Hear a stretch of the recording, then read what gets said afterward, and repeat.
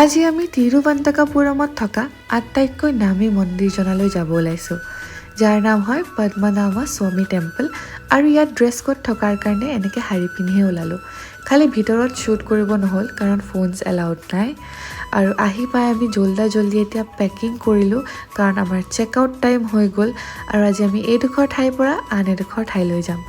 ৰাস্তাত পেট পূজা কৰি এতিয়া আমি গৈ পাই গ'লোঁ ৱৰ্ল্ডৰ লাৰ্জেষ্ট জটায়ু ষ্টেচুটো চাবলৈ। এনেকৈ কেবল কাৰ্ড দি আমাক ওপৰলৈ লৈ গ'ল আৰু চাওকচোন ইমান ধুনীয়া, ওপৰত যে কি ধুনীয়া বতাহ বলি আছিল আৰু ইমান ধুনীয়া ভিউ। যদি আপোনালোকৰ ফটোবোৰ চাবলৈ মন ইনষ্টাগ্ৰামত গৈ চালেই হ'ল। আৰু এতিয়া আমি আহি পাই গ'লোঁ আমাৰ নেক্সট ডেষ্টিনেশ্যন, যোনটো হৈছে ভাৰ্কালা। আৰু ইয়াত ৰেজৰ্টখন চাওকচোন ইমান ধুনীয়া।